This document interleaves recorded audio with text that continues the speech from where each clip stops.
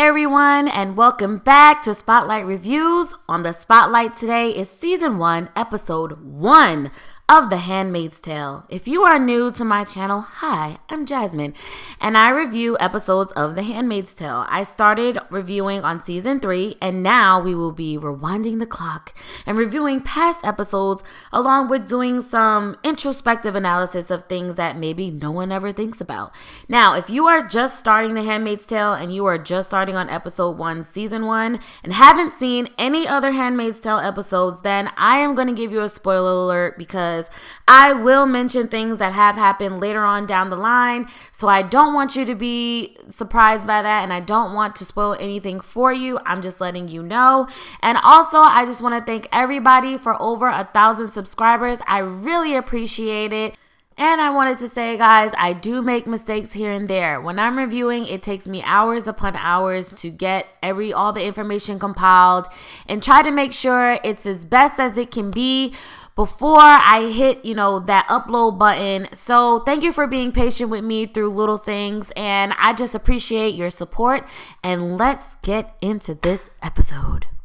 Okay, so rewatching this episode over was seriously overwhelming and fun, actually. I did not realize how much content was packed into this first episode.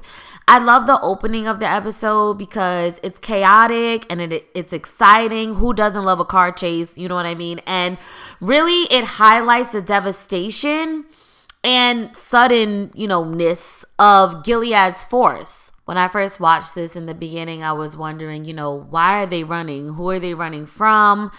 Is someone trying to take them somewhere? Did they do something wrong? Did they commit a crime? And the police are chasing them. And then, as they're running through the woods, I'm like, now, this girl cannot carry this child and think that she's going to make it very far. I did notice that this guard right here has a Gilead patch on his arm. So already they're showing you that this patch is going to represent something that we haven't seen before. Within this episode, there's a constant, new world versus old world dynamic. And when June and the rest of this group of women walk into this class by Aunt Lydia that explains how the world got to this point, they're basically the fresh meat. They are in regular street clothes to the audience, but to these other handmaids, they're the ones that are out of place now, because what used to be acceptable, even in their attire, is basically overnight completely gone. The thing about Gilead is that everything is intentional. Now let's look at this slideshow, shall we? Now, first of all, it's 2015, I believe, during this time, and the slideshow looks so old. I mean, the pictures look like vintage or just worn out. I mean, you would think at this point that you'd have good pictures of what's going on with the world. And I think it's because they're trying to go back to that traditional type of world that they're creating, like going back in time and doing things in a more raw way. Notice the gradation of color on this chart of babies. In 1960, they're darker, and as you go to more of the recent times, they're more lighter. And then in 2015, that one baby is red. I just thought it was interesting how they chose that color almost to signify or tie in the need for a handmaid by making it red and having the colors fade out over time to represent that the numbers of babies born over time have lessened. And to further emphasize their point, they use baby clip art. You could have just used the bar graph. That would have been good enough. But you had to use babies to further emphasize that point. We also learned that the severity of not abiding by the rules is losing limbs and being, electrocuted. I mean, you have no adjustment period. Basically, overnight, you either deal with the changes or you get serious consequences because of it. I don't know about you guys, but when I saw this and I saw that Janine lost her eye and got electrocuted, I was like, what kind of hell have we stepped into? One thing I noticed by rewatching this was that June and Maura were talking about Odette. And Odette is Maura's fiance that we learned later on in the series. And I never realized that Odette was even brought up in the first episode, probably because I didn't know who she was at the time. But I thought that was interesting how they brought that up all the way, from the very first episode. Oh, and also when Aunt Lydia told them, oh, you are going to be bearing children for the commanders and their barren wives, I was like, what? I just could not believe that she said that. And I was like, what kind of nonsense have they signed up for?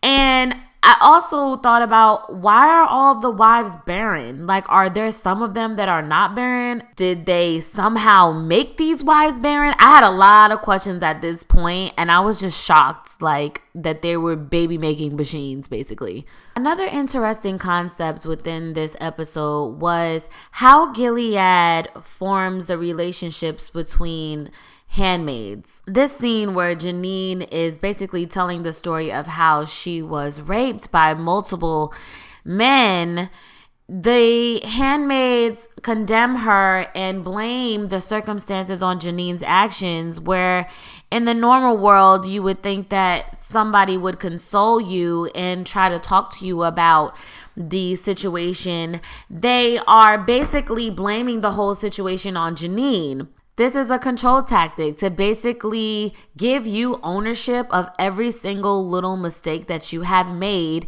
and further, the emphasis that you can now redeem yourself by being a bearer of children, and now God will see this, sacrifice and gift that you give as some type of, like I said, redemption for the sins of your past. It's also an attempt to eliminate friendships. So if you're constantly judging each other and you're constantly blaming each other and watching each other, then you're not going to form strong friendships or relationships where you can counterattack the system and you all can band together and form some type of, resistance against the system. I mean, let's examine Janine and Emily's relationship in the beginning. The writers do a great job of making the audience feel like we don't know whether we can trust Emily or not. We don't know what she's up to. We don't know if she's completely playing this game, or is she just acting for the sake of her own safety. I feel like they really portrayed the careful conversations and both of them trying to tread softly by what they were bringing up as a great way to show that they have to be cautious around just their walking partner. Throughout their day together, they're constantly testing each other in small ways to see if they can be trusted. And what I like is that by the end of the day, they realize they can trust each other, and that they have hope that there is a human being underneath all of this, underneath Gilead's teachings and their narratives and the things that you have to comply with, that there is still a unique person that exists, that is an individual and can be an ally or a friend at the end of the day. A couple of things I noticed on Emily and June's walks is, one thing, this creepy clothing store for young girls. I mean, it was just kind of weird. It looks very old-fashioned, very mom and pop, but just in this weird type of way.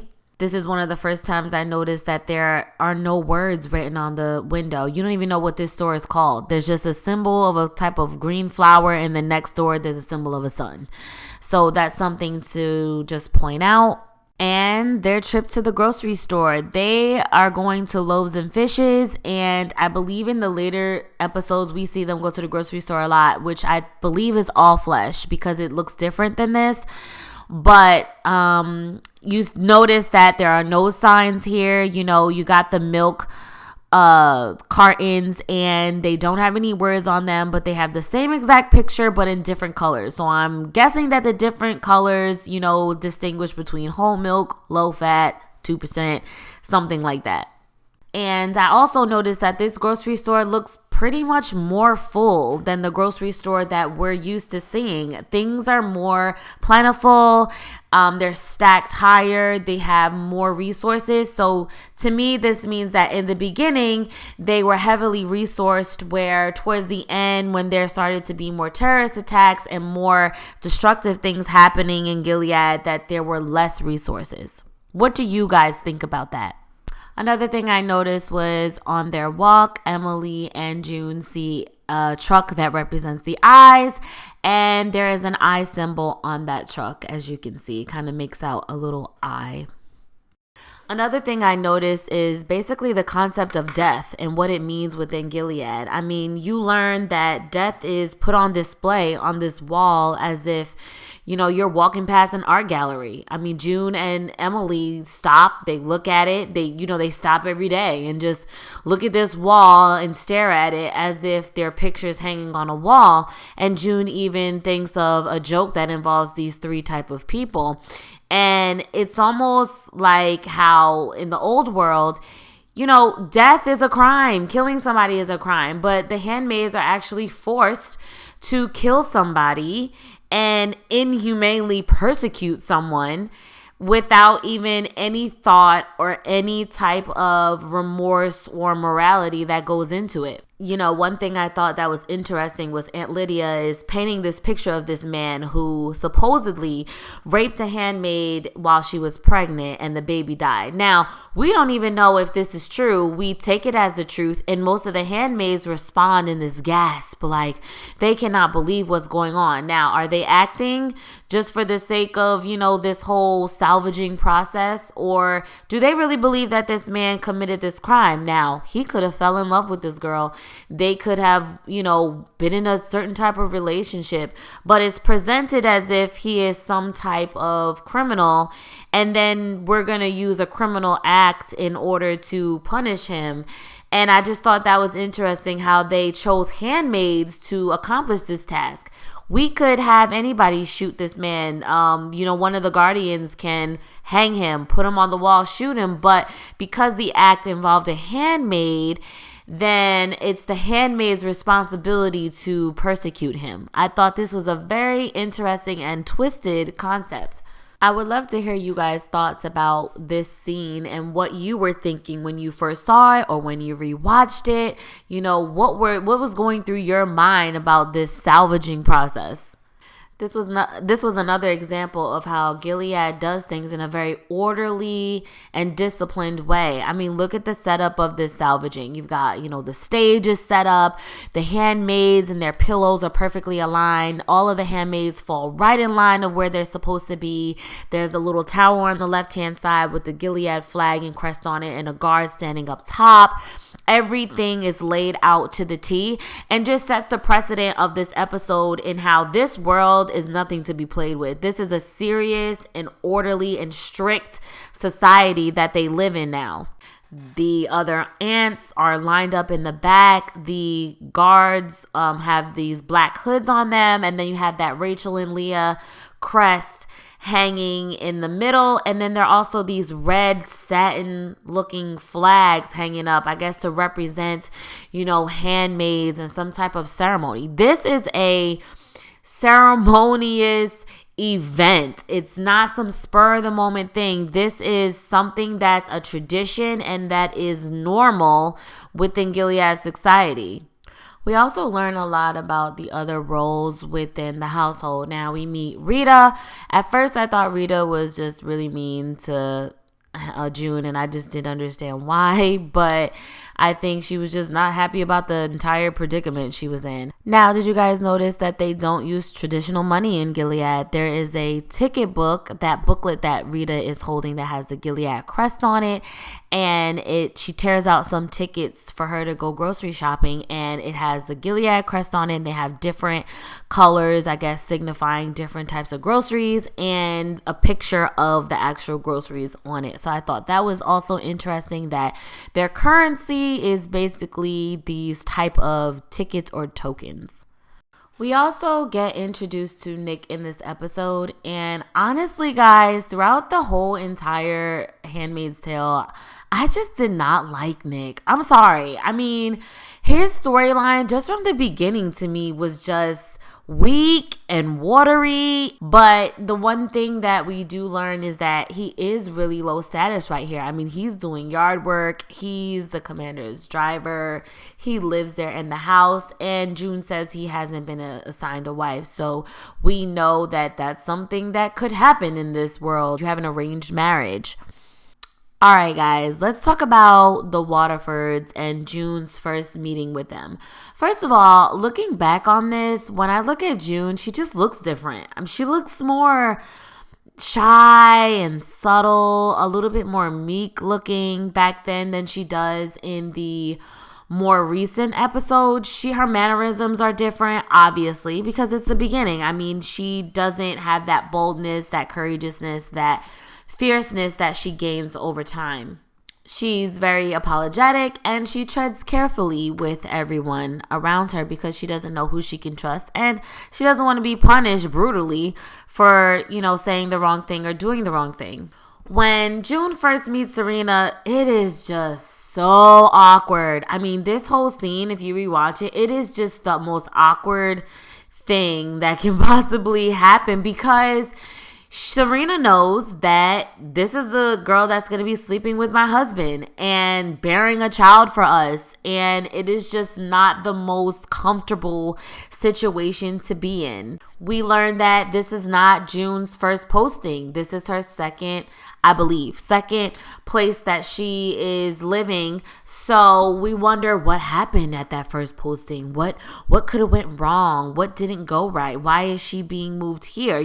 As a viewer for the first time, you're thinking about that. And at first I didn't want to know what happened at that first posting, but I kind of want to know now what actually happened at that first posting. There are little hints to Serena's personality. There's little paintings in the background of like landscape, little flowers. You know that this is Serena's thing. She has a green thumb and she has to take up these little activities as a wife. When Fred comes in, she introduces June as this is the new one. She doesn't even have a name. She doesn't even have an identity. She's just the new one, like as if to replace an old carpet or an old, rug. It's just like an object. It's not a person at all. She's just objectified. And I feel like Fred's demeanor was a little bit more relaxed. He was a little bit more at ease about the whole situation, I guess. If I was a man that got to sleep with some other woman on the sake of, a religious principle, I guess I would be more relaxed than the wife would be. But anyway, I don't want to get too into it. But he seemed a little bit more relaxed. And when June says, "Nice to meet you too," Serena did not like that. And she felt, I guess, threatened by that and said, "I'll give trouble back," which we learn later on she really, really does. Now, when it came down to the ceremony, I was just completely uncomfortable. When I first watched this, I remember I was like looking around my house as if I had little small children that were going to just see what was on this screen. And June has this look on her face. She's looking straight ahead. She's trying to detach herself from this rape. It was just excruciating. Every minute of this scene was so excruciating to me.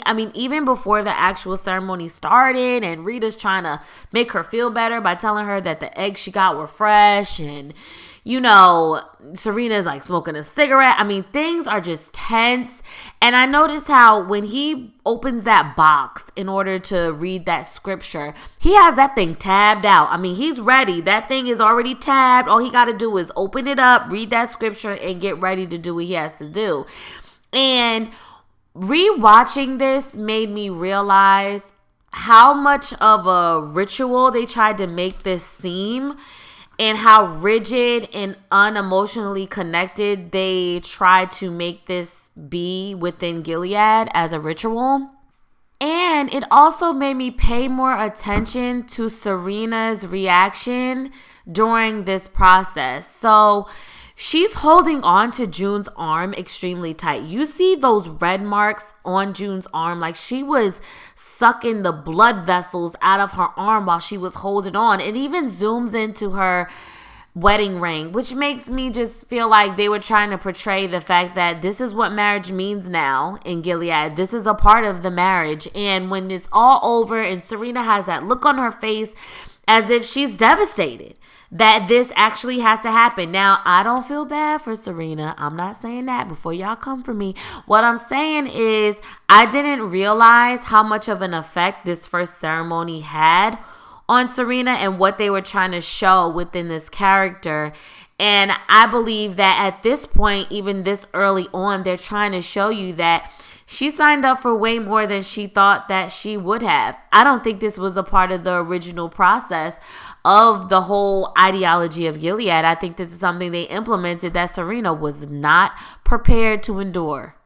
All right, guys, this is all I have. Thank you so much for watching. Please comment below what you thought when you first watched this episode and the things that you noticed rewatching it again if this is your second time watching it or third time watching it. Thank you so much for watching, and don't forget to like and subscribe, and I will see you guys next time. Bye.